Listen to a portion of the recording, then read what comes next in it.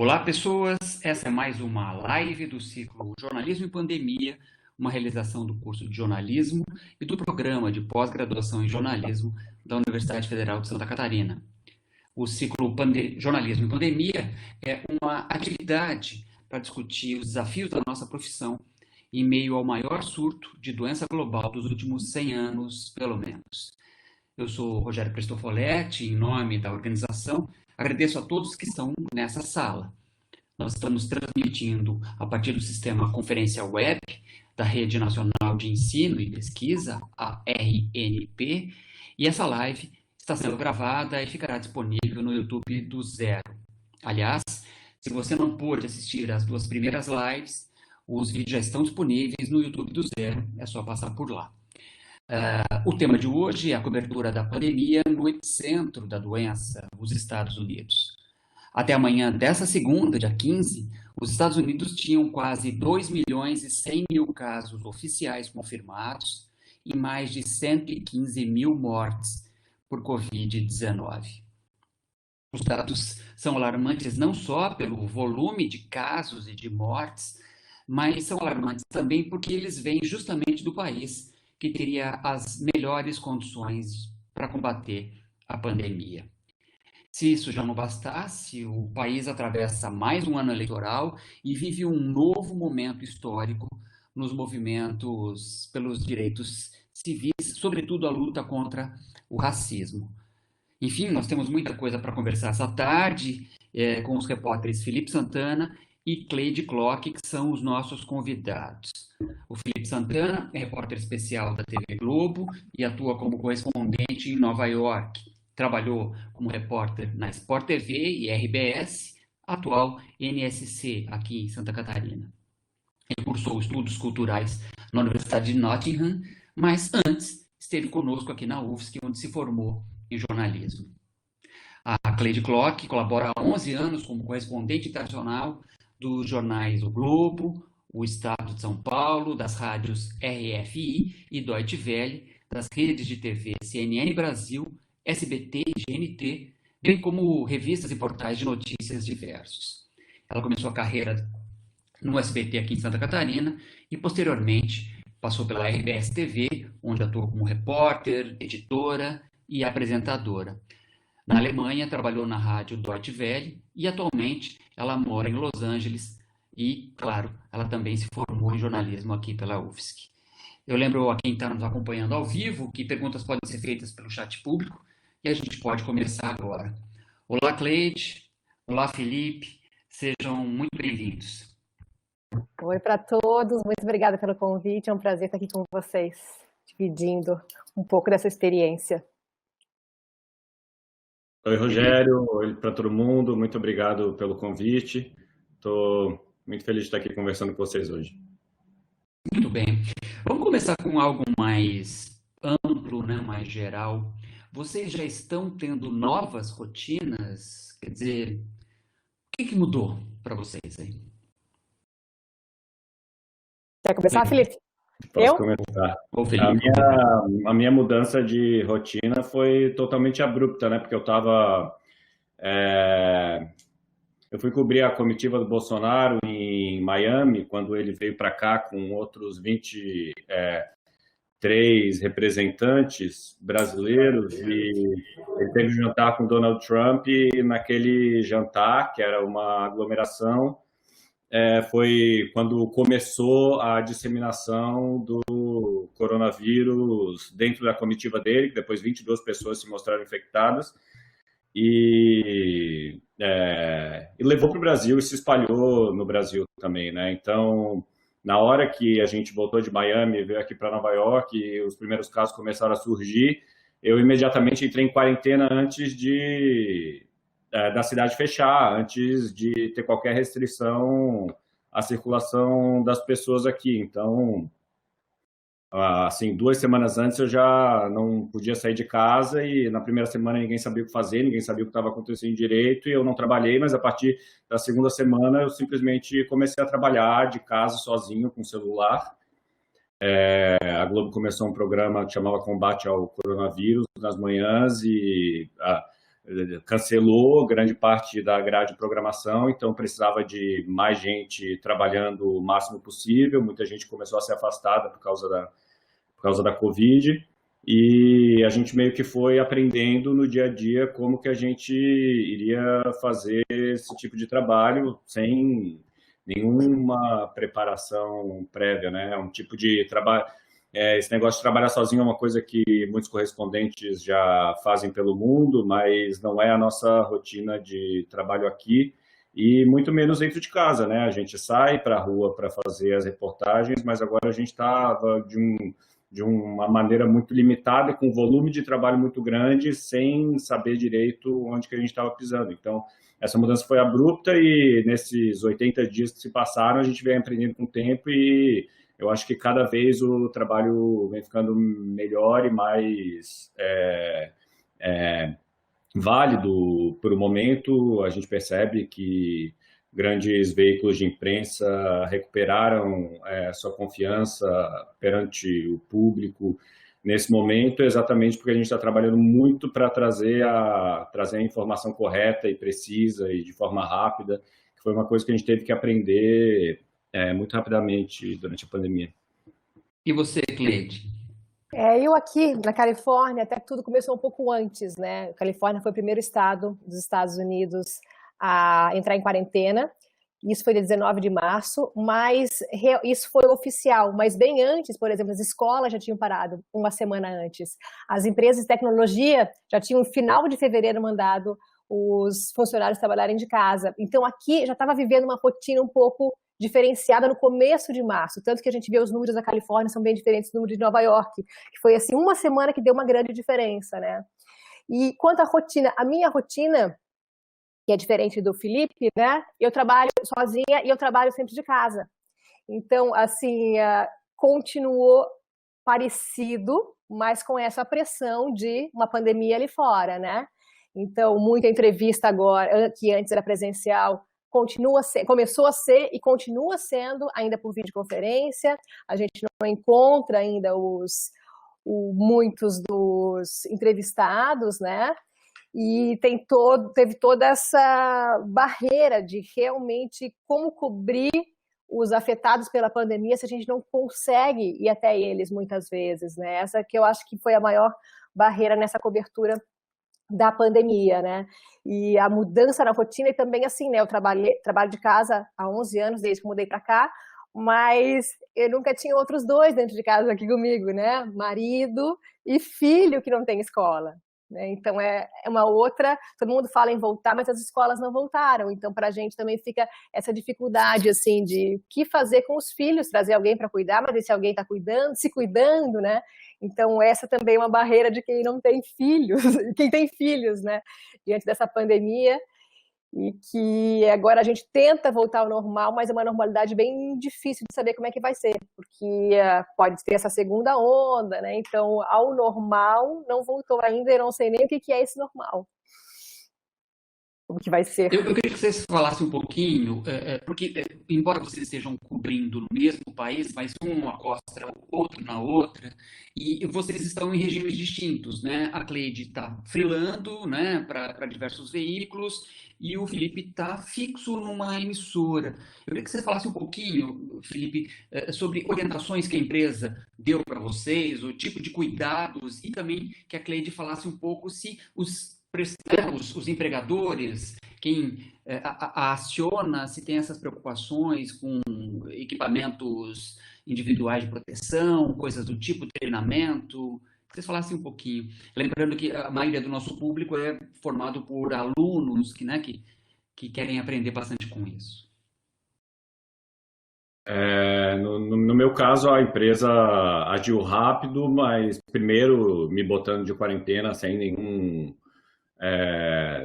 titubear, mas também depois oferecendo máscara, oferecendo álcool em gel. O problema é que na época que tudo começou aqui, esses itens estavam totalmente esgotados no mercado, né? Então, isso demorou um pouco, mas como no começo a gente estava em quarentena total, sem sair de casa, e também as máscaras não eram recomendadas no começo, a gente foi receber as máscaras realmente quando a OMS sugeriu que isso fosse feito. E a empresa o tempo todo seguiu todas as recomendações da OMS durante todas as etapas da pandemia e todo dia é publicado um boletim com todos os novos casos, todos os casos suspeitos, todos os casos confirmados, todos os colegas estão hospitalizados. O Ari, meu canal diretor, publica um boletim todo dia e ele fala pessoalmente pelo WhatsApp com todo mundo que teve algum tipo de sintoma. É um trabalho hercúleo que eles estão fazendo para controlar a disseminação. Eu sei que a gente não trabalha mais na redação, mas no Rio de Janeiro as pessoas continuam trabalhando na redação e todo mundo usa máscara. Agora, os editores de imagem, inclusive, usam aquela proteção facial de acrílico para editar na ilha de edição e álcool em gel em todos os lugares. Os microfones, os entrevistados passaram a segurar os microfones e também começaram a esterilizar todo tipo de equipamento, tem todo que você vai para a rua. Os repórteres são recomendados a não irem em aglomeração. Agora todo mundo usa máscara no vídeo também. Antigamente a gente, na hora de fazer a passagem, que é a hora que a gente aparece no vídeo, a gente tirava a máscara, mas depois a recomendação foi que a gente usasse a máscara para não, para se proteger e também para dar o exemplo, né? Mostrar que enquanto a gente está na rua, a gente tem que usar máscara o tempo todo de qualquer forma. Então, a empresa está bem preocupada com isso e a gente vê no ar, né? Cancelou todas as novelas, cancelou os programas de auditório, cancelou a gente do jornalismo que meio que segura a programação com todas essas restrições desde o começo da pandemia. E em Nova York, o escritório envolve quantas pessoas? São 30 pessoas aqui. Cleide, e com você, como é que tem sido? Quando você é freela é um pouco diferente, né? Apesar de que, assim, para o SBT eu trabalho já faz 10 anos, mas eu sou freela. Então, é claro que eles orientaram. Até a história da máscara foi interessante, porque eu fiz uma matéria, acho que foi dia 2 de abril, se eu não me engano, que era a orientação do prefeito de Los Angeles, das pessoas que saírem de casa, usarem máscara. Então, essa passagem eu fiz com máscara. E a partir daí a gente começou a falar assim, mas eu não posso tirar máscara no dia seguinte, porque eu falei no dia anterior que é orientação do prefeito, quem estiver na rua com pessoas passando por perto, ter máscara. Então, eu já lá atrás comecei a usar essa máscara. Eu acho que foi dia 2 de abril, acho que até eu lembro desse dia, porque era perto do meu aniversário. Então. E aí, só um pouco depois, talvez metade para o final de abril, os outros repórteres também do Brasil e também daqui acabaram sendo obrigatório, acabou sendo obrigatório para não ter um contrassenso ali, né? Mas foi interessante, porque foi uma discussão que a gente teve, né? Essa matéria foi na sexta-feira. Aí, no sábado, eu assim, mas eu posso tirar máscara? Não posso tirar máscara, de jeito nenhum. Né? E até é engraçado, porque era naquele momento que a gente explicava para o telespectador como usar máscara. Eu lembro que eu gravei a passagem e botei a mão na máscara, sem me ligar. Aí o editor assim, não pode colocar a mão na máscara, gravar tudo de novo, né? Porque o Ministério da Saúde diz que não pode colocar a mão na máscara. Então, para a gente também é algo assim muito novo, né? E assim, né, as orientações, os vivos da sacada de casa, né, para evitar ficar exposto realmente na rua, e assim, os cuidados, né, a gente até depois gravou alguns vídeos mais dizendo o que a gente fazia de cuidado do que vir deles, assim, né, porque até ter começado aqui nos Estados Unidos, né, aí assim, eu saí sozinha, câmera, tripé, né, e aí o que mudou um pouco aqui em Los Angeles, né, que eles abriram todos os estacionamentos, não tem mais parquímetro, então eu começava a fazer assim, eu ainda faço isso, estaciono o carro, deixo tudo dentro do carro, tiro só o tripé, câmera, o resto fica tudo no carro para me proteger. Então, uma coisa assim que eu tive que também desenvolver, que isso acaba acontecendo em tempo real para todo mundo, e a gente teve que aprender sozinhos ali, né? E aí, até a máscara foi uma coisa que foi super coincidência, com meu irmão, que é médico, veio para cá, já estava começando a falar um pouco de coronavírus, e ele, quando veio, ele trouxe umas máscaras cirúrgicas, e eu achei que no meu armário, eu falei, gente, eu tenho máscara em casa. Então, e não tinha mais para vender, não tinha mais para nada, assim, né? Foi tudo muito de repente. Eu lembro o primeiro choque, a primeira matéria que eu fiz sobre coronavírus foi dia 18 de janeiro, quando os Estados Unidos começaram a fazer screening de passageiros que vinham de Wuhan. Eu lembro que era meu plantão, foi num sábado, era, se não me engano, Nova York, São Francisco e Los Angeles, e aí deu aquela assim, nossa, coronavírus. E a partir daquele momento, parece que já comecei a só pensar em coronavírus, 18 de janeiro. Mas um pouquinho depois ali já não tinha mais álcool gel, já não tinha mais nada aqui na Califórnia, porque aqui tem uma comunidade chinesa muito grande, então se falava muito sobre isso, né? Então, teve esse baque, mas assim, no dia a dia, foi a gente, eu acho, todo mundo aprendendo junto, em tempo real, o que pode, o que não pode fazer. Tem já várias perguntas ali, de fato, duas pessoas perguntando com duas questões cada uma. O professor Hildo perguntando da percepção que vocês têm do jornalismo atualmente, considerando que ele está ocupando nesse momento muito horário da grade que era de entretenimento antes, né? E aí ele também pergunta sobre a questão da confiança que as pessoas têm nas empresas.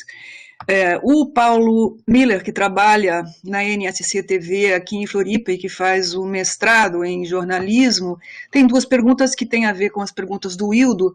Eu já vou somá-las para vocês já atacarem tudo de uma vez.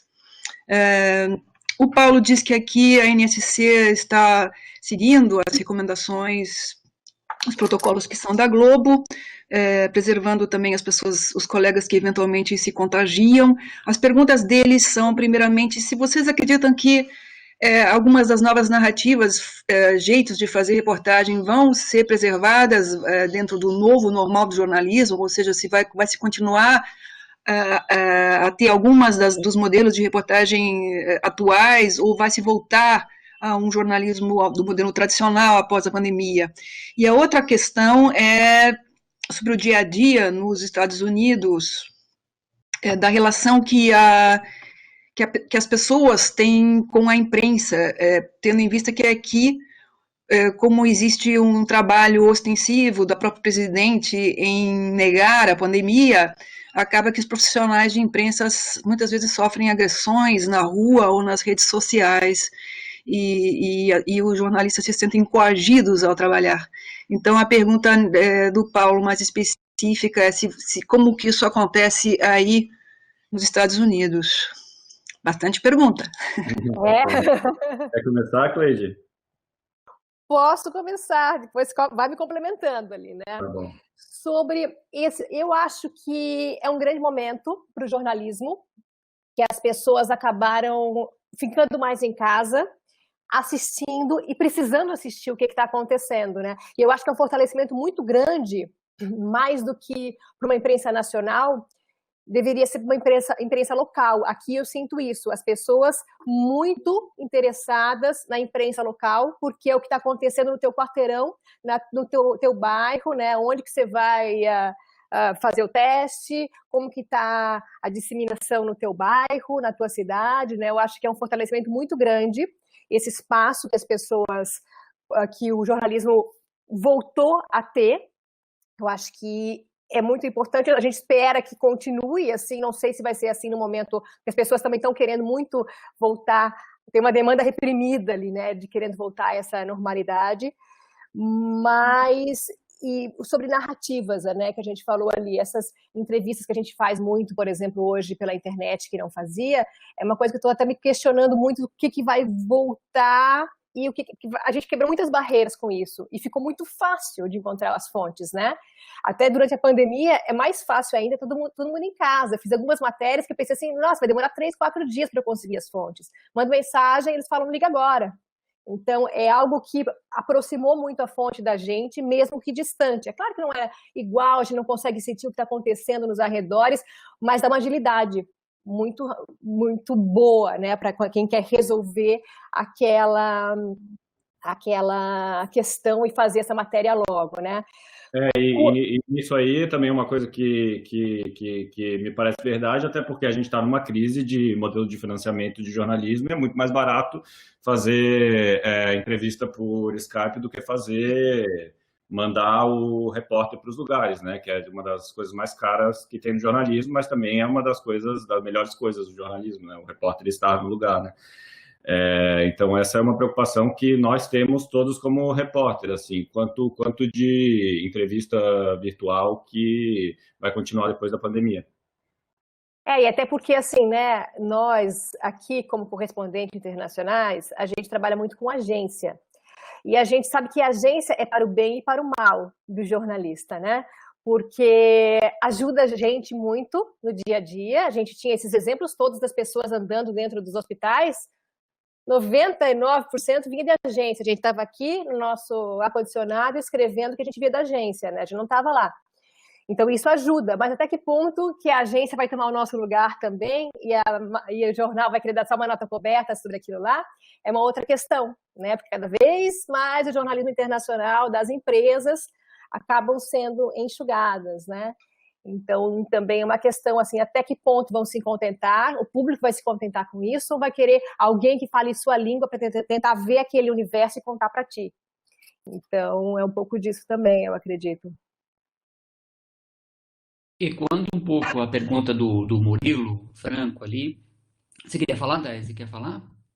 Porque ficou faltando comentarem o aspecto das agressões que os profissionais de jornalismo têm tido aqui, né, que têm sido vítimas de um ódio né, estimulado pelas autoridades. Então, porque como, de fato, o comportamento do Trump acaba sendo, acho que até inspirando aqui o do nosso Tupiniquim, como é que funciona aí, né? Vocês percebem isso? Uma coisa que eu percebi foi assim muito clara. Eu estava aqui, eu peguei todo o mandato do presidente Obama, né? A gente na rua, nada acontecia. E aí, eu lembro assim, primeira semana depois do Trump ser eleito, eu estava gravando uma passagem na rua e alguém passou de carro e berrou, fake news! Para mim aquilo foi tão marcante, eu falei, gente, o mundo mudou e agora é isso, né? E toda essa onda de desconfiança, né, essa onda negacionista que tem no Brasil, tem aqui também.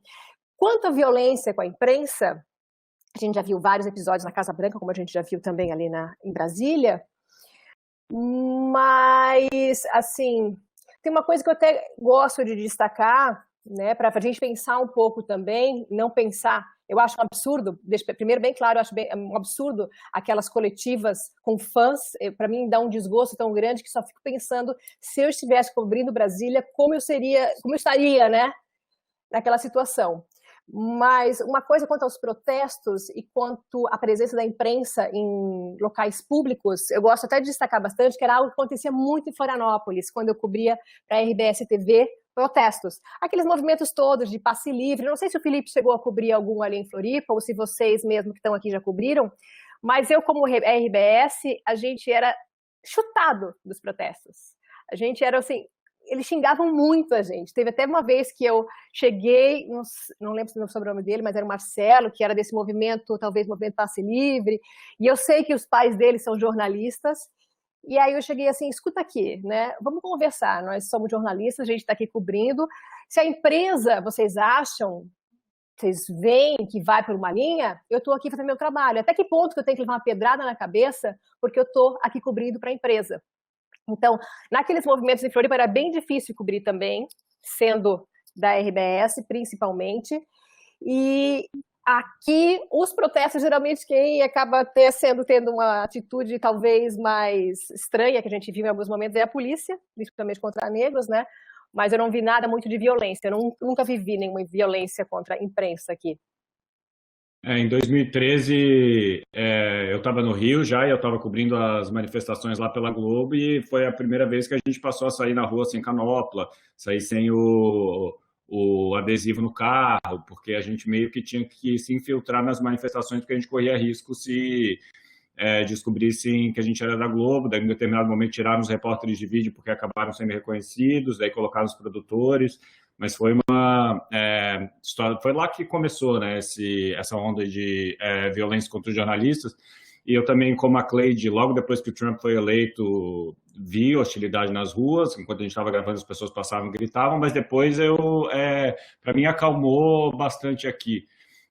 E pelo que eu ouço dos meus colegas lá no Rio, em Brasília, em São Paulo, é uma situação completamente diferente, porque eles estão com muita dificuldade de trabalhar na rua, que a gente trabalha o tempo todo na rua. Eu saí depois da quarentena direto para os protestos aqui do Black Lives Matter aqui em Nova York, e a gente foi muito bem recebido, as pessoas passavam pela gente, davam água, davam comida, e estava todo mundo muito... As manifestações foram todas muito pacíficas, e mesmo quando a gente estava no momento em que registrava a violência policial contra os manifestantes que estavam sendo pacíficos, a gente chegou um determinado momento, depois do toque de recolher, que os policiais atacaram os manifestantes pelas costas, batiam com a cabeça deles no chão, a gente filmando aquilo tudo.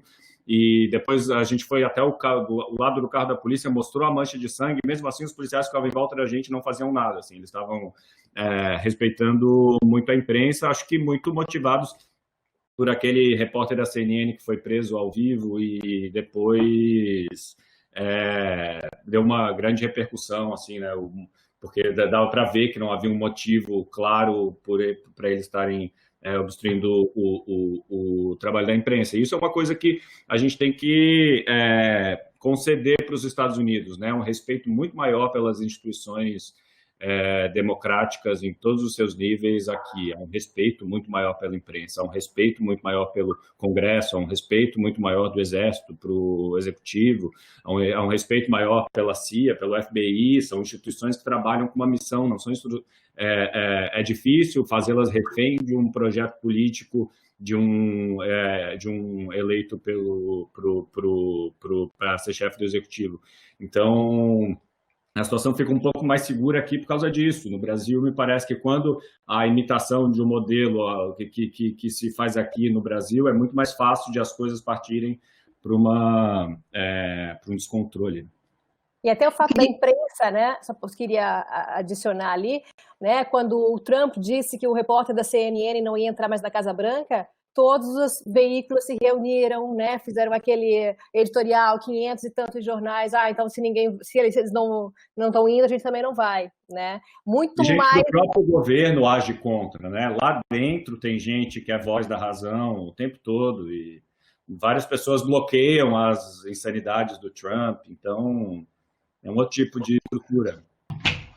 E aí a liberdade de expressão acaba sendo mais forte aqui. Eu acho que a democracia aqui, os pilares estão mais fortes do que no Brasil. Eu queria já emendar aqui, aproveitando que vocês estão falando, a pergunta do Murilo Franco, que é nosso aluno da terceira fase, e que pergunta algo que acho que todos nós gostaríamos de saber, que como foi para vocês que estavam mantendo o distanciamento social, trabalhando de casa, de repente se precipitarem para o meio dos protestos, muita gente na rua, uma correria louca, vocês correndo no meio, muita gente sem máscara, né? Então a pergunta dele é se vocês tinham um procedimento de segurança para participar das manifestações, para ir cobrir manifestação, também pergunta sobre o medo de um eventual contágio, mas eu também estava com isso na cabeça porque eu vi, né, vocês saindo de uma situação de grande reserva, e quando eu olhei de novo para a televisão, vocês estavam correndo no meio da rua, no meio de um monte de gente,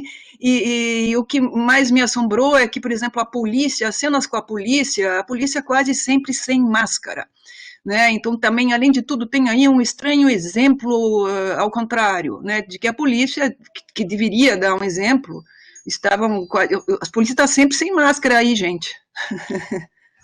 Para ter uma noção, um dia antes eu estava me perguntando se eu teria coragem de sair para cortar o cabelo quando a pandemia acabasse. No dia seguinte eu estava no meio da multidão, mas foi na hora e a gente não se perguntou, porque os protestos tomaram conta de um jeito tão avassalador do país inteiro que não teria como a gente não estar lá, ainda mais para um protesto tão politicamente legítimo, né?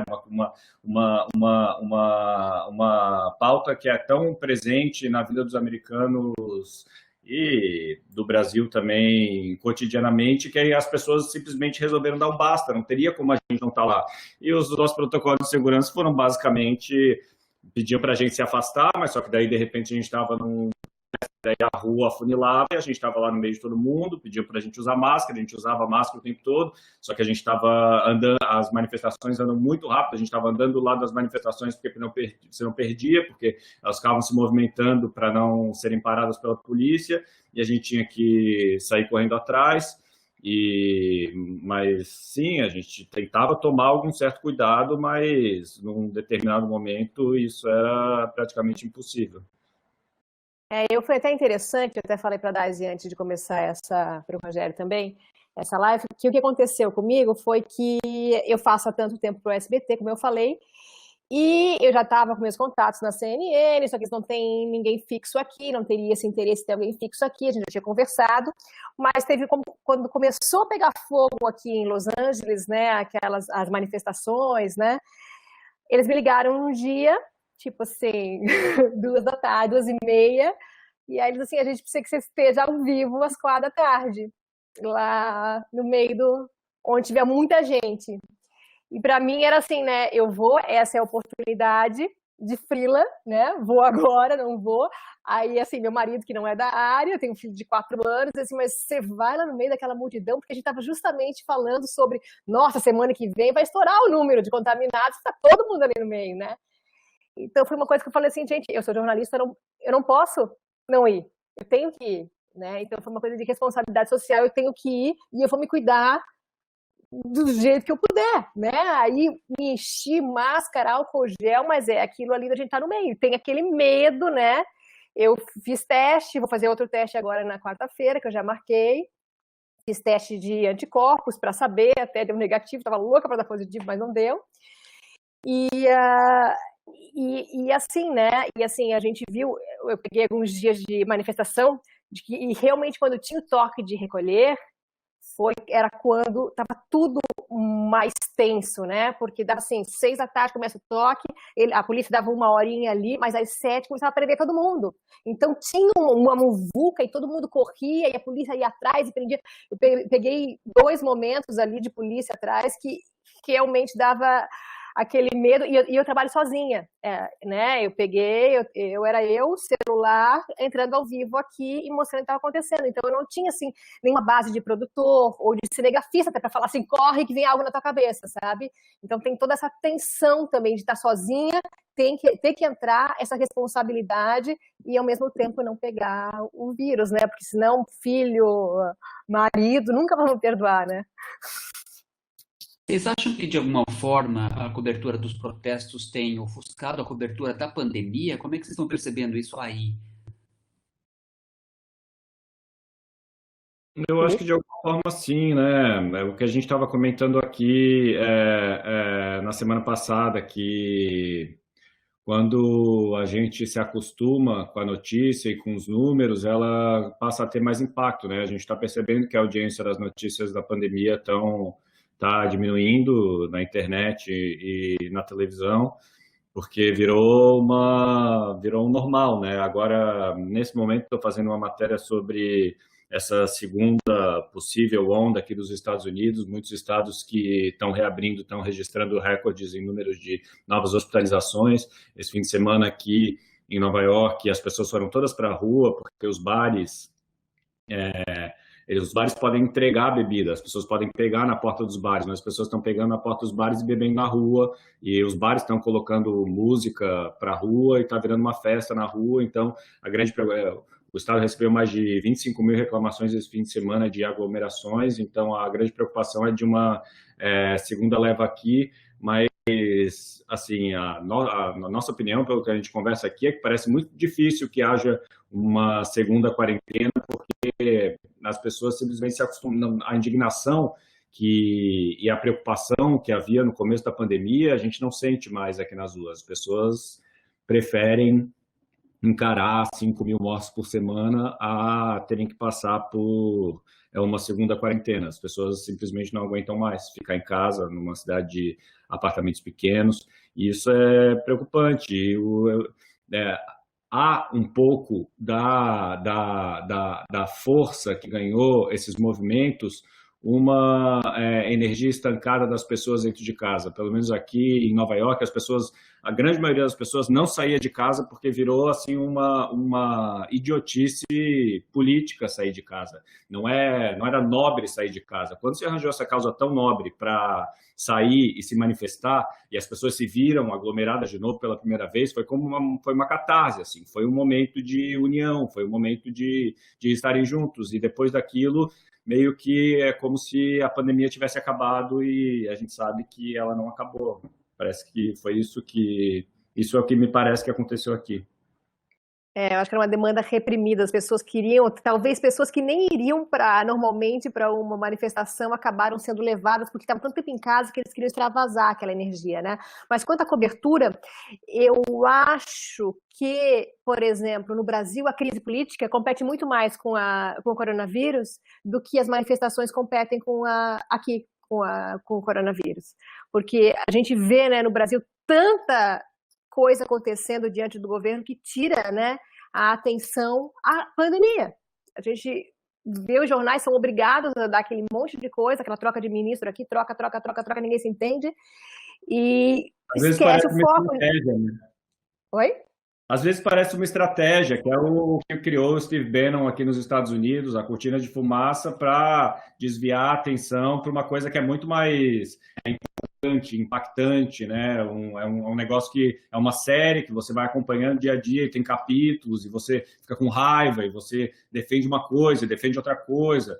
Então é um jeito de desviar a atenção, né? Isso é uma coisa que a gente tem que estar muito ligado quando faz o nosso trabalho. Foi uma coisa que o Jornal Nacional instituiu, assim, não vai abrir nunca o jornal com crise política. O primeiro bloco é sempre notícia de saúde, coronavírus, e só depois, no segundo ou terceiro bloco, vem a história da crise política, apesar de ser um momento de maior audiência, porque as pessoas ficam vidradas numa trama que é quase surreal, né? Uma coisa muito... Não tem como se a gente esgrudar o olho, um minuto daquela novela, a gente perde o fio da meada e não consegue mais acompanhar, então fica todo mundo muito ligado naquilo. Isso é uma coisa que me parece antidemocrática, é um jeito como os governos têm lidado de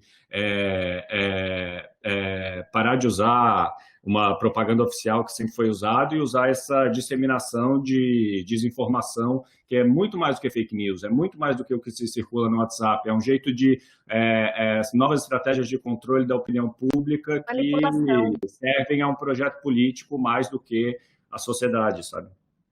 Eu queria aproveitar e colar aqui a pergunta do Hildo, que quer saber como que vocês percebem a questão da transparência de informações a respeito dos números da Covid, tendo em vista que aqui cada estado, cada município tem uma métrica própria e a gente sabe que a subnotificação também é imensa e ainda houve também agora essa manobra de ocultar dados, alterar o painel e tal. Ele pergunta qual seria a impressão de vocês da informação de dados sobre Covid aí nos States? Olha, eu acho que aqui é muito mais difícil de manipular esses dados, né? Porque acaba saindo dos estados. Eu acredito que alguns estados, por exemplo, Flórida, eu não acredito muito nos dados da Flórida, né? Porque a gente teve muitos casos da Flórida que acabaram, eu acho que não aparecendo ali. Então, dependendo do estado, mas eu acho que aqui as instituições são muito mais... Tem que ser transparentes e elas têm que mostrar aqueles dados ali, sabe? Eu acho que no Brasil eu não confiaria tanto aqui, mas eu acho que aqui é mais difícil de manipular. E o que eu vejo aqui também é que tem muitas universidades, instituições independentes que fazem o seu próprio levantamento e são vários que a gente pode comparar e eles geralmente têm números muito parecidos. A gente usa muito a Universidade Johns Hopkins como base, porque eles fazem um levantamento se apropriando de várias fontes, assim, né? Fontes oficiais, fontes não oficiais, e também de locais de testagem. Então, eu acho que tem mais recurso, né? É o que a gente está falando de força das instituições, né? Além das forças das instituições do próprio governo, da força da imprensa, tem também a força das instituições não governamentais que ajudam a regular a própria democracia. Não, e subnotificação, eu acho que até Lá na frente a gente vai ver que tem, né? Sim, Pessoas que morreram, que achavam que era do coração, nunca vão saber se não foi, porque não fizeram sim. teste, porque no começo não tinha teste, né? Só que não me parece ter uma força do governo querendo esconder esses números. É. Apesar de ser um pouco negacionista também, né? Mandar Mas a tomar.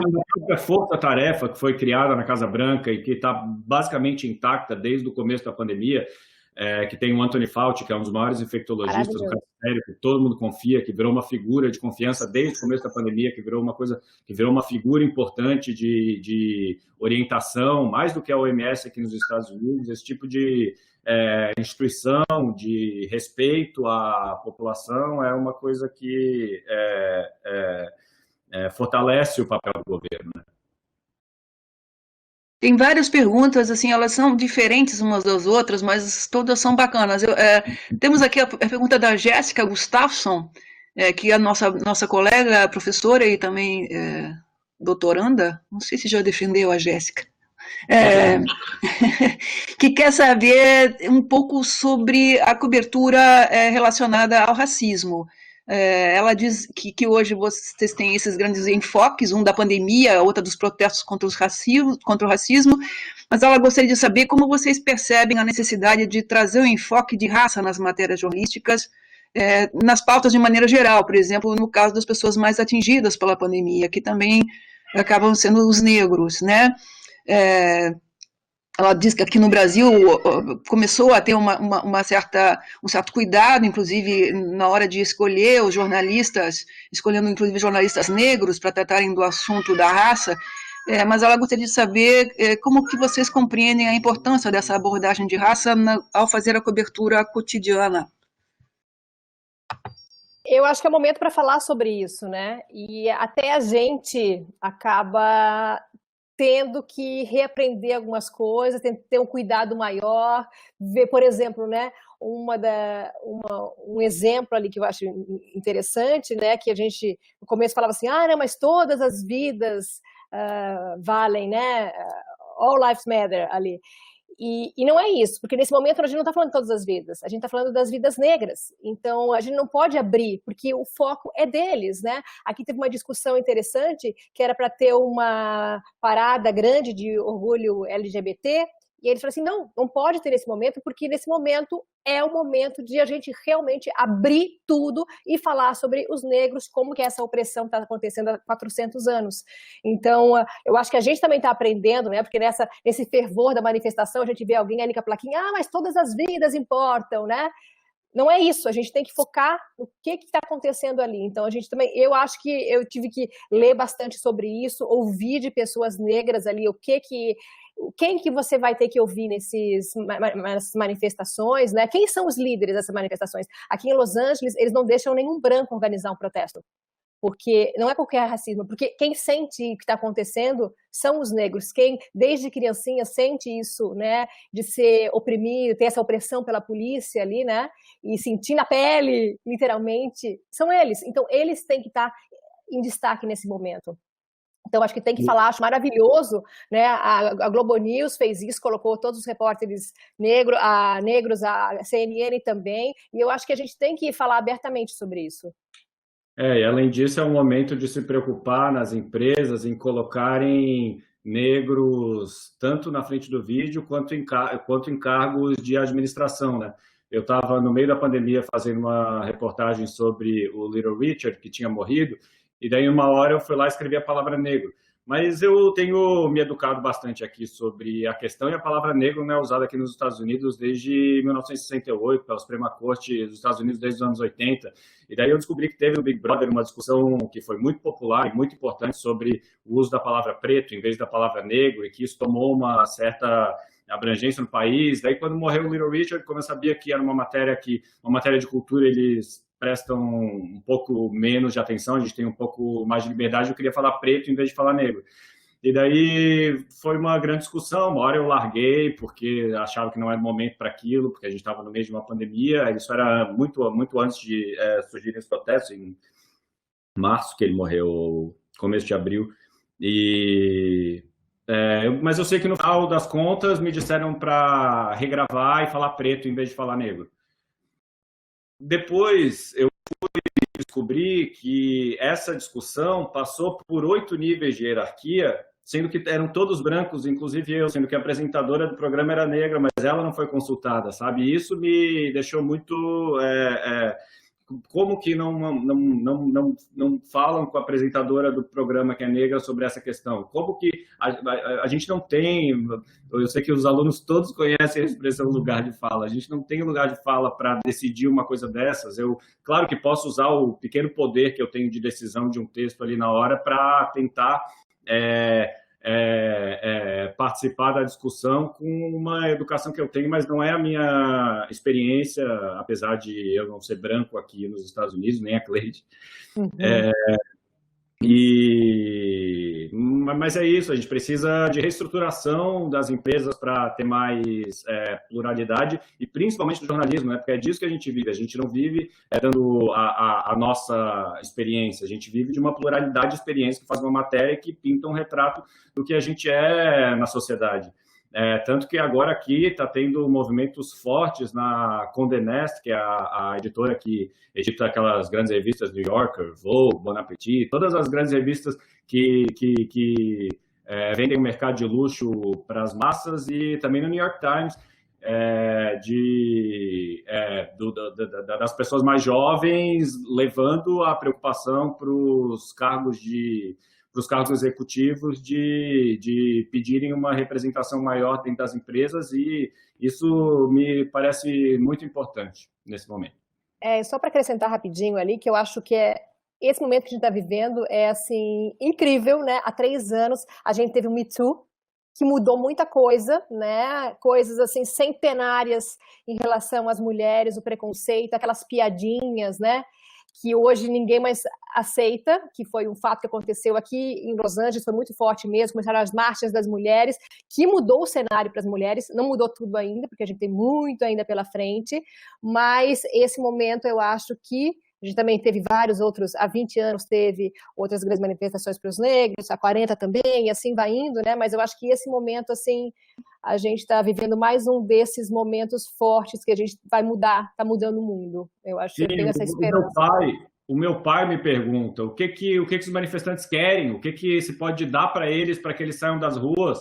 E o que me parece muito é que o que eles querem é uma transformação profundamente cultural nos sistemas de racismo estrutural que são obstáculos que os negros encontram todo dia em suas vidas, desde o começo. Eu tenho uma clara noção de que, se eu fosse negro, talvez eu não estivesse aqui nesse momento. E não, eu poderia ter nascido na mesma família, poderia ter nascido com as mesmas condições sociais, mas só que são tantos obstáculos que fazem mesmo questões de autoestima ou de afirmação na sociedade, que dificultam o desenvolvimento das pessoas socialmente, que eu acho que é aí que está a base do que são os protestos, é o racismo estrutural. Ontem eu estava com uma amiga que é negra, dando uma volta de bicicleta aqui, e ela estava com uma bicicleta elétrica e eu estava com uma bicicleta de pedal, e daí a gente estava conversando e ela falou: agora eu sei o que é ser um homem branco, a minha bicicleta é elétrica e você tem que pedalar aí. Pode ser que ganhe de mim, mas só que você tem que pedalar muito mais. Eu acho que foi uma analogia muito legal que a gente encontrou. Interessante. Olha, tem muitas perguntas. Eu vou emendar uma que não está na ordem, vou tirar da ordem, do Alain dos Anjos, que é nosso aluno, que tem uma pergunta muito interessante sobre a questão do modelo de apuração, basicamente feito virtualmente, né, com videochamadas ou dados coletados em plataformas. E a questão dele é como fazer contato e conseguir ouvir aquelas pessoas afetadas pela pandemia e que não têm acesso à internet. Né, como escapar das pessoas que estão online, dos dados que estão disponíveis online, e conseguir trazer para a discussão aquelas fontes que provavelmente estão no meio da questão toda, mas cuja realidade, nesse caso, vai permanecer inatingível.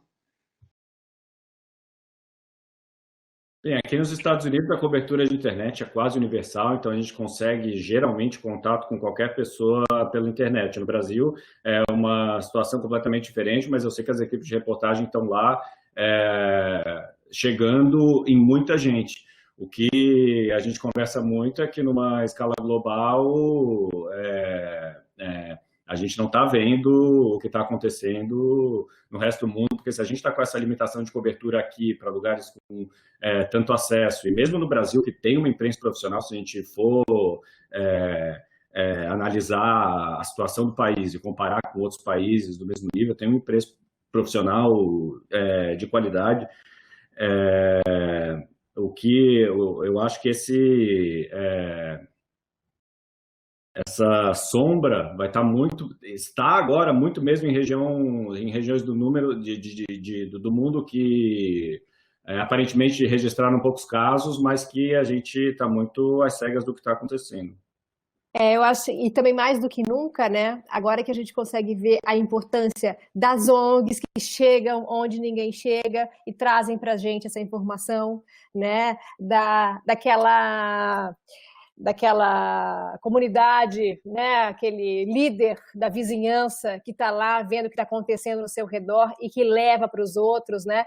E que a gente depende dessas pessoas, né? Eu acho que a cobertura aqui é muito mais ampla, a gente vê muita coisa nesse sentido aqui nos Estados Unidos, porque tem muito mais gente trabalhando com informação do que no Brasil, né? As rádios públicas daqui, eu acho que fazem públicas, que é público diferente do Brasil, né? Não é pública do governo. Aqui é público mantido pelas pessoas, principalmente. Até tem uma participaçãozinha do governo, mas quem mantém são as pessoas, porque elas querem saber o que acontece nas comunidades delas. Então, tem pessoas indo nesses locais que acaba muita gente não chegando, né? Então, aqui eu vejo, por exemplo... Boa, né, Cleide? Para os alunos ouvirem NPR. NPR, maravilhosa, maravilhosa, a melhor de todas, incrível, e cada cidadezinha tem a sua repetidora que faz as notícias locais. Quando eu falei até de jornalismo comunitário das cidades ali, eu estava pensando justamente na NPR ali, né? Então, e aqui, por exemplo, eu vejo muito mais dados, né? Quantas pessoas morreram nos asilos? Porque tem uma ONG pensando nos asilos e contando quantas pessoas morreram lá, né? Quantos são os negros, os latinos afetados, os imigrantes? Aqui a gente tem esses dados, né? Universidades, ONGs, comunidades trabalhando juntas e conseguindo levar esse dado para a grande imprensa, que às vezes não consegue chegar, porque a gente sabe que está acabando com o emprego de muita gente. Então, mas esses dados estão chegando por meio dessas fontes, que acabam se unindo e chegando para a gente. A Dana Serafim pergunta sobre como que a cobertura da pandemia deverá afetar a cobertura da disputa da presidência americana. Se existe alguma organização já para o mês eleitoral.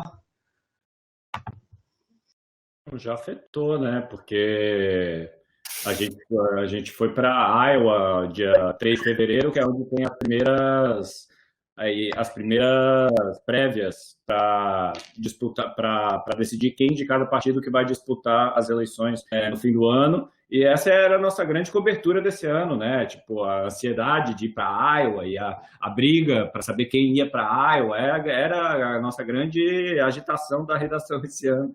E depois começou a pandemia, simplesmente isso acabou, o Joe Biden veio e despontou como candidato democrata, mas ninguém quer nem saber, ele 2 dias depois de uma coisa acontecer se manifesta sobre alguma coisa, e agora o Trump marcou seu primeiro comício, ele está empurrando essa reabertura, já marcou seu primeiro comício em Oklahoma, agora em junho, e ele quer voltar para que a corrida eleitoral seja uma normalidade em meio à pandemia, e isso é o que a gente vai ver se vai acontecer, né? Eu acho difícil a gente cobrir uma corrida eleitoral sem dizer que é uma corrida eleitoral em meio à pandemia. A gente, por exemplo, não vai para Oklahoma para o comício do Trump por questões de segurança, então ninguém sabe. Eu lembro que eu estava cobrindo aqui as prévias da Califórnia, estava no meio do comício do Joe Biden, quando a cidade de Los Angeles decretou estado de emergência por causa da pandemia. Isso foi começo de março. E aí a gente lá, assim, a matéria hoje não é mais o Joe Biden, nas prévias, o vivo vai ser sobre a pandemia. Aí eu falei, nossa, esse ano vai ser de muita emoção, assim, né? E tem toda ali a leitura, né, de que quem vai ser a vice, pelo menos, né? Porque o Joe Biden é um candidato fraco, a meu ponto de vista, pelo menos, para concorrer com o Trump, todo mundo conhece, né? Mas eu acho que a diferença vai fazer quando ele escolher a vice, né? Que eu acredito que vai ser uma mulher negra. E aí pode fazer a grande diferença ali. Eu até apostaria, enfim, várias ali, né? A prefeita, talvez, de Washington, prefeita de São Francisco, tem muitas mulheres ali na corrida ali, e que eu acho que vai ser afetada a eleição. A cobertura já foi afetada, né? Muito afetada. E a eleição também, esperamos que tenha eleição, né? Também tem toda a discussão do voto pelo correio aqui, que sempre aconteceu, mas aí o governo disse que não é válido, e tem toda uma discussão também aqui. Então, acho que os próximos 2 meses ali vão ser meio decisivos ali nessa corrida, e o Joe Biden foi completamente meio que desapareceu durante a pandemia, né? Que ele estava muito aparecendo todo dia e acabou sendo colocado de lado, porque todo dia tinha coletiva da Casa Branca. Então, e o Trump continua aparecendo todo dia, falando besteira, mas falando, né? Não, chamando a atenção, ele está aí, as pessoas sabem quem é. Tem uma pergunta aqui do professor Samuel a respeito dos posicionamentos públicos que os veículos e profissionais de jornalismo adotam. Ele está relacionando com o legado da cobertura da pandemia. Ele pergunta em particular a vocês como vocês entendem, interpretam o debate suscitado pelo New York Times quanto à publicação em espaço de opinião de um texto assinado pelo senador do Arkansas, Tom Cotton, defendendo a intervenção das Forças Armadas para conter os protestos contra a morte do Floyd. A Folha de São Paulo publicou um editorial criticando a decisão do New York Times. Tanto que o editor de opinião do jornal foi demitido, o James Bennett. Então, ele diz aqui que é uma questão de defesa da liberdade de expressão e a falsa ideia de que os jornais acolhem tudo. Basicamente, a pergunta dele é como que vocês entendem essa questão do posicionamento de opinião dos veículos e dos profissionais de jornalismo. É uma questão bem complicada e nesse momento, para mim, é muito uma questão geracional, assim, porque geracional, porque o all the news that fit to print, né? Mas o que significa isso, all the news that fit to print? Todas as notícias que cabem publicar, mas todas as notícias que cabem no papel ou todas as notícias que cabem porque são cabíveis para aquele momento? O que eles querem dizer com isso? E daí, essas duas interpretações me parece que é muito uma questão de geração. O que dizem é que os jornalistas mais jovens, principalmente do New York Times, esses que estão vindo de baixo, estão criticando o jornal por publicar um artigo como o Tom Cotton, que diz que a polícia tinha que agir contra os manifestantes que estão na rua. E também não é só isso, é um artigo que tem verdades, é um artigo que não está baseado em fatos, é um artigo que é pesado nas tintas e é um artigo que foi titulado como bote a polícia nas ruas, bote o exército nas ruas, sabe? Tinha muita coisa naquele artigo. E daí tem gente que defende que a opinião contrária é importante e tem gente que defende que o lugar de verdade na internet, que o jornal não tem que ser, o espaço do jornal tem que ser usado seguindo todos os preceitos do jornalismo, como mesmo que seja um artigo de opinião. E aí foi por isso que o New York Times retratou, e eu acho que o artigo continua na internet, mas tem a retratação em cima, dizendo que não foi bem editado, porque não checou fatos que não foram, que ele usou como se fossem verdades e não eram, e estava carregado nas tintas, que ele tinha que ter tirado pelo menos o tom dizendo que os fascistas estão trazendo a anarquia para os Estados Unidos, que não é uma verdade, não tem nem comprovação de que exista Antifa. e era realmente um artigo de opinião ruim. E essa é a questão agora, publicar um artigo de opinião ruim, porque é a opinião de alguém, ou editar um artigo de...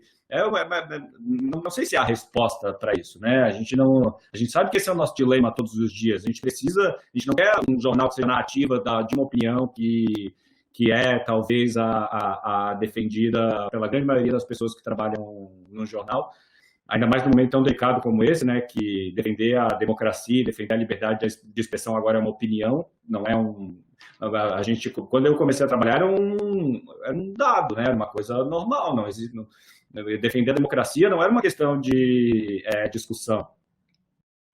Então, nesse momento delicado, é uma questão primordial. What are the news that are fit to print, sabe? Exatamente. A gente já estava numa crise de jornalismo antes. Isso é só... A pandemia, para mim, veio para sublinhar todas as crises que a gente tinha no mundo, seja uma crise uma crise climática, uma crise de produção de comida, uma crise de sistemas industriais, uma crise financeira. A pandemia só veio escancarar todas essas crises que a gente já sabia que tinha. A gente funciona num sistema que é falho em vários sentidos, e na pandemia tudo fica muito evidente. Eu acho que o melhor até desse fato aí, né, desse artigo, foi a retratação e levantar a discussão, né, de vamos falar sobre isso, do que pode, o que não pode, como que está mudando, como está mais delicado falar sobre o assunto, né, e usar isso como exemplo, que foi o que aconteceu com O Vento Levou, né, tem centenas de filmes que tem esse racismo escancarado, que marca uma época, mas a gente tem que pegar quem? A gente tem que pegar aquele mais importante de todos e tirar ele do ar, porque a gente tem que mostrar que aquilo lá não cabe mais agora. E a gente tem que, acima de tudo, levantar a discussão sobre isso, a gente tem que falar sobre isso abertamente. E eu acho que esses fatos que acontecem assim, né, de um artigo aqui, de um filme tirado do ar ali, eles levantam uma discussão que é muito mais importante do que aquilo lá, porque daqui a pouco o Vento Levou vai voltar para a HBO, né? Mas a discussão ficou, e a gente começou a olhar para aquele filme de uma maneira diferente, e para o artigo do senador também. Tem uma pergunta aqui da Suelen da Luz, doutoranda do pós-JOR, que quer saber, tendo em vista que vocês mencionaram várias vezes uma diferença muito forte no que diz respeito ao digamos assim, as instituições democráticas no Brasil e nos Estados Unidos muito mais fortes aí do que aqui, não é? Aqui bastante abaladas, fragilizadas, e, no entanto, ela diz que aqui, com toda a crise sanitária, a gente ainda tem o SUS. E ela pergunta se está sendo discutido aí nos Estados Unidos o direito ao acesso à saúde. Esse é o grande ponto da campanha presidencial de todos os candidatos democratas, que quase todos os pré-candidatos defendiam um sistema universal de saúde. O problema é assim, tirar dinheiro da onde para fazer um sistema universal de saúde. Ninguém fala sobre o Bernie Sanders, que é o candidato que chamavam de socialista, mas que de socialista não tem nada, citava uma taxação do sobrelucro dos ricos para pagar um sistema público de saúde, mas isso é totalmente execrado aqui nos Estados Unidos, porque acreditam que fere a liberdade econômica, mas é o ponto central de todos os candidatos que se opõem ao Donald Trump, criar um sistema público de saúde, mas o problema é de onde tirar o dinheiro para criar um sistema público de saúde, porque parece que para isso os Estados Unidos não têm dinheiro.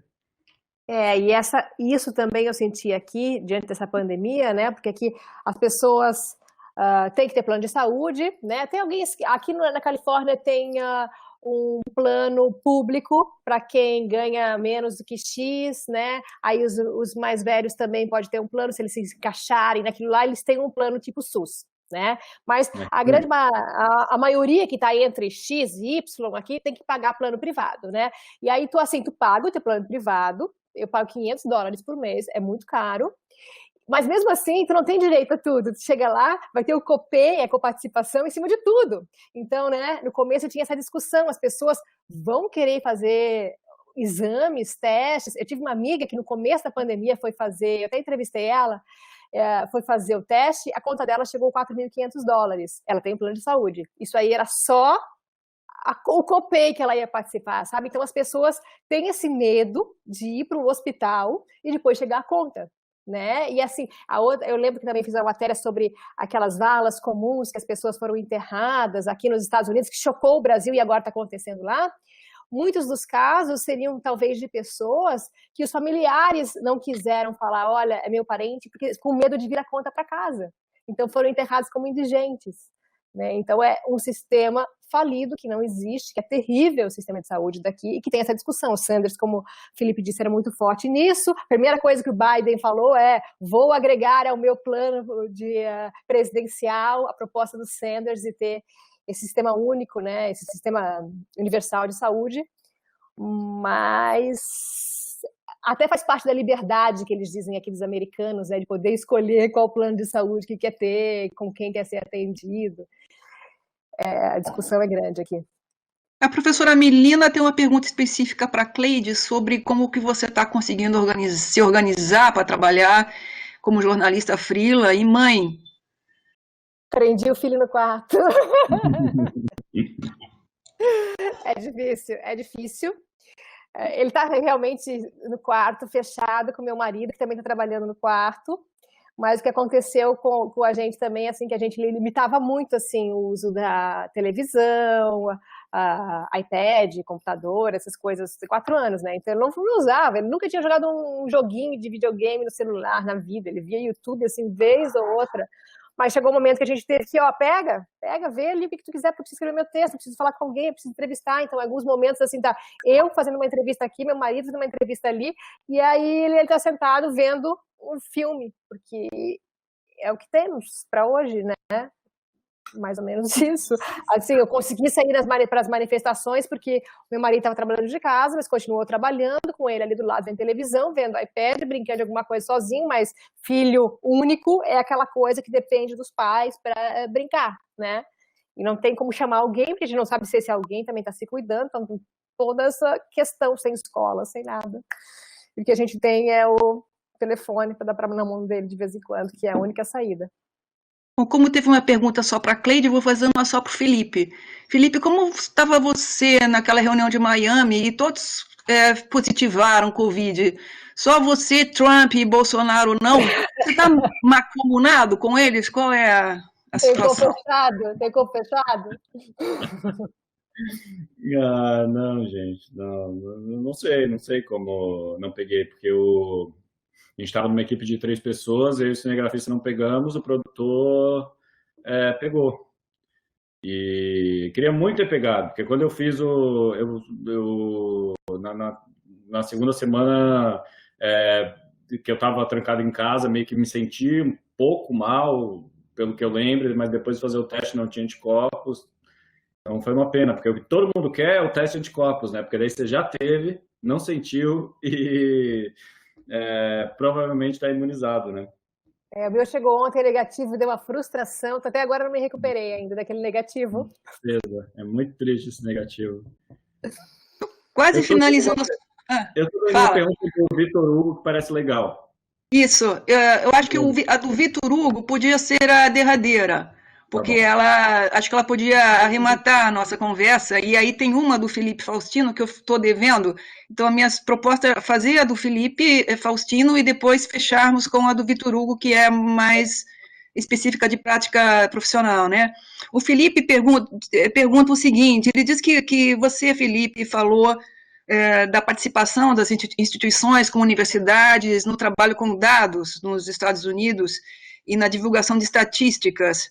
E ele gostaria de saber como vocês veem daí a desvalorização da ciência e da pesquisa no Brasil, que inclusive redundou em agressões a pesquisadores que estão pesquisando a Covid aqui na Universidade de Pelotas, por exemplo.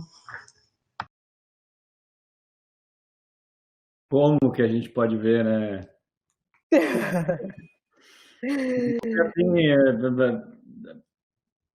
Eu não acredito que haja um jornalista que seja formado sem uma base de ciência, humanidades e artes né? E tipo, quem se fia dessas do conhecimento para seguir a vida, não tem como, né?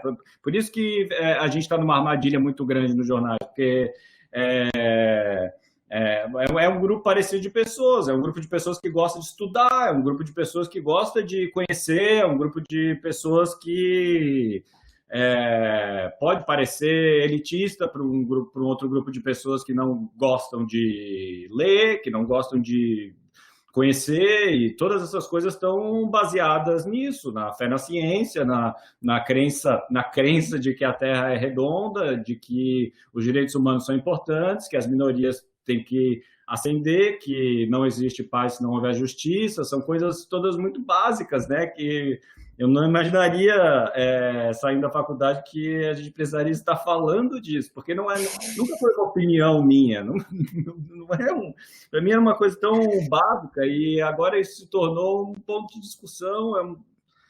Eu realmente não tenho resposta para essa pergunta. Não, e assim, e até comparando, eu acho assim, né, aqui teve um fato ali, né, do presidente falar para tomar água sanitária ali, né, que poderia fazer bem, né, e só que foi ridicularizado. Na hora já tinha gente ali abaixando ele faz aquilo para fazer o headline. É o show dele, né? E assim, até o próprio Fauci, né? As coletivas, era ele o tempo inteiro atrás fazendo assim, né? Não é isso, cloroquina não é isso, não, deixa eu falar de novo. E ele ia lá e falava de novo. A gente não viu nunca ele tirando o Fauci da Casa Branca, né? Porque aquela coisa, as instituições fortes, universidades, cientistas muito unidos aqui, o tempo inteiro bombardeando com informação, né?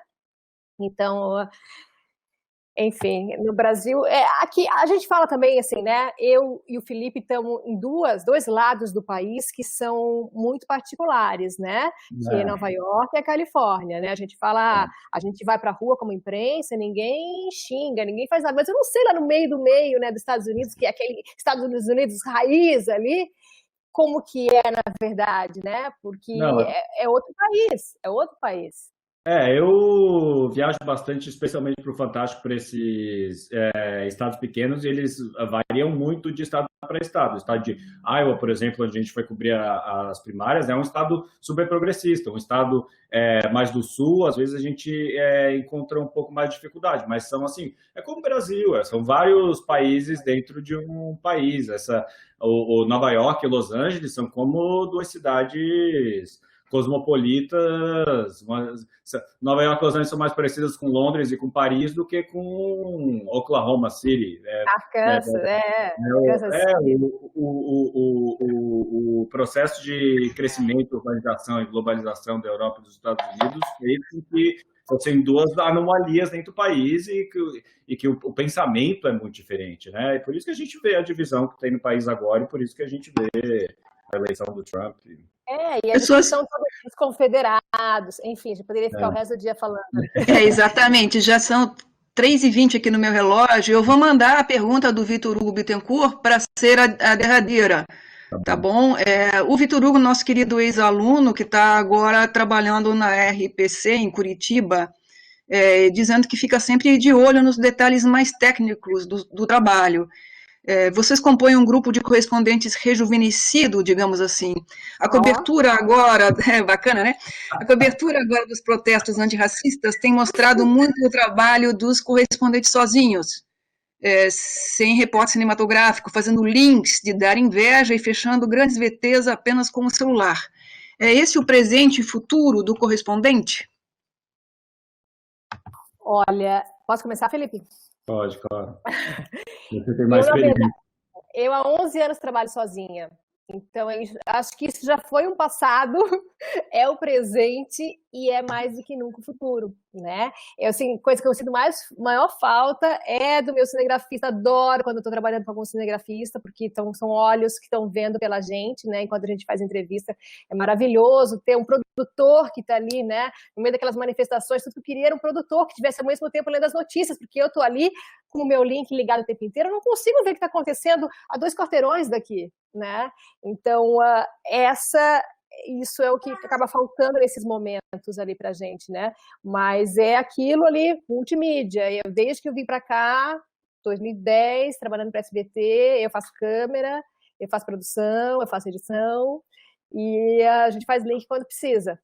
E essas manifestações acabou abrindo, eu acho, mais o leque ainda e vendo como ele em casa sozinho ali precisa fazer isso também, né? Quando tem mais gente por perto. Fica um trabalho melhor quando tem mais gente, sem dúvida nenhuma, mas às vezes o melhor é o que vai para o ar, que a gente sempre fala, né? Que a gente fala na redação. Não precisa ser a matéria perfeita, boa matéria é que vai para o ar. Mas eu gosto dessa pergunta porque é a briga que é a minha principal briga, assim, é a briga que eu não recuo e de que eu não deixo de comprar cada vez que ela surge, porque além de todas essas funções que a gente faz com a gente pode dividir com um produtor e um cinegrafista, tem o fato de que quando a gente está na rua em equipe, a pluralidade de olhares e essa busca por um jornalismo mais plural e democrático é tão mais... o trabalho, pelo que ele fica tão mais rico por causa desses olhares que é a grande briga que eu compro. Eu sempre trabalho com o repórter cinematográfico. É isso, é um repórter cinematográfico. Eu trabalho com um repórter cinematográfico, é o Lucas Loures. Ele estudou cinema na Universidade Federal Fluminense, ele já leu muito, ele já viajou o mundo inteiro. Cada vez que a gente se depara com uma realidade, a gente discute a realidade. Eu sei fazer imagem, ele sabe escrever um texto. Nós somos dois repórteres olhando para uma situação e meio discutindo assim, o que é que a gente tem aqui. Por que essa história importa? De que forma que ela se encaixa no que a gente está contando hoje? É claro que esse é um trabalho de jornalismo de qualidade e a gente só vai sobreviver se a gente fizer trabalho de jornalismo de qualidade. É caro, mas se a gente começar a diminuir os custos de um jornalismo de qualidade, a gente não vai ter como competir com a internet, porque fazer um blog é muito mais barato. E o ambiente de redação também é uma coisa que eu valorizo muito, porque a redação é estruturada daquele jeito por um motivo. A redação não tem divisões e baias, exatamente. Claro que seria muito mais confortável se eu estou apurando uma matéria e o meu colega do lado não estivesse ouvindo o que eu estou falando, mas é para ele ouvir o que eu estou falando, para ele pegar, para ele me criticar, para ele roubar a informação, para ele jogar para outro, a gente começar a discutir. Se eu puder, tem o colega o Guga Chakra, o comentarista da Globo News, ele não precisa ir na redação, mas ele vai na redação todo dia, ele chega na redação agitando, ele chega na redação meio que provocando ele vai direto em mim, porque ele sabe que é onde ele vai lá e começa a me provocar, e daí eu começo a responder alguma coisa, daí outro começa a responder, e a gente começa, no final a gente está brigando, assim, todo mundo na redação, mas as discussões que surgem daí são uma coisa tão importante, porque a gente molda o olhar, a gente cresce, a gente se desenvolve, e é isso o jornalismo. O jornalismo que arriscado, o jornalismo Mas eu sempre digo... A multiplicidade é importante, o debate é importante, é um processo quase democrático, é um processo que no atrito e no embate de ideias, mesmo na redação, a gente surge uma coisa nova, não é sobre mim, não sou eu que tenho que estar lá na TV, quem tem que estar na TV é eu, Lucas, o Coalho, editor, produtor, a gente tem que estar junto para que seja uma coisa que não seja... Porque é claro que me dá vontade de dar minha opinião numa matéria, mas eu não quero dar minha opinião, eu quero que a gente possa ter um negócio com o maior número de olhares possível, e isso, para mim, é o que vai fazer com que a nossa profissão continue, sabe? Porque não tem como competir com o quão barato é a internet. Essa é a minha grande briga hoje, que a gente consiga gastar mais dinheiro para fazer jornalismo. Só para finalizar ali, para também dar minha meia-culpa ali, que eu falei demais ali, eu acho, mais na resposta, mas eu, quando saí, eu tinha 10 anos de redação quando eu vim para cá, morar sozinha, trabalhar sozinha aqui, né? Então, eu sempre digo que eu tive no começo uma crise de abstinência, eu acho, porque me sentia tanta falta daquela redação, aquele monte de gente, aquela muvuca, todo mundo falando, e eu sentia falta de ler meu off para o meu cinegrafista da RBS, o meu motorista, porque ali ele não precisava ser formado em cinema e não precisava ter nada, mas ele tinha um olhar que as pessoas de casa iam ter daquele texto. Aí eu lia o texto alto e ele falava, mas o que é isso? Não entendi nada. Para mim era assim, vou ter que escrever tudo de novo porque o nosso assistente não entendeu? Total. Então esses olhares ali que eu sinto muita falta de redação e que realmente a gente precisa de muitos olhares para o mesmo texto, né? mas essa agilidade, essa necessidade de ser multimídia quando você é freelancer, eu acho que isso precisa do profissional de hoje, saber fazer rádio, saber fazer jornal, saber escrever textos diferentes, né? Pegar a câmera, baixar um aplicativo que vai entrar ao vivo na hora. Então, nesse sentido, assim. Muito bem. Na pandemia, né? Porque se não tivessem, se isso não fosse uma coisa que que a gente já tivesse fazendo anteriormente, a gente não teria conseguido de uma hora para outra tocar a televisão de casa, assim, né? Uhum. É justamente isso, né? A crise do jornalismo não se enfrenta com menos jornalismo, mas com mais jornalismo, né? Eu quero agradecer, nós estamos chegando no final da live, já ultrapassamos 1 hora e quase 1 hora e 20 dessa live. Eu quero agradecer muitíssimo a nossa audiência, mas sobretudo os nossos convidados, a repórter Cleide Clock e o repórter Felipe Santana. O nosso próximo encontro nesse ciclo de lives acontece na sexta-feira agora, dia 19, às 15 horas. Nós vamos falar daquilo que para muitos não é possível conciliar: economia e saúde, negócios e saúde, né? Essa dicotomia. Nós vamos reunir os repórteres Léo Branco, do jornal O Globo, e Luciana Dinievich, do jornal O Estado de São Paulo. Muito obrigado mais uma vez pela audiência, obrigado aos nossos convidados e até lá. Obrigada a vocês. Obrigada, Felipe. Falamos. Muito obrigado e felicidades para vocês, bom trabalho. Obrigado, Daisy, pelo apoio, aos demais professores também, todos que estão nos acompanhando aí. Boas pautas para vocês.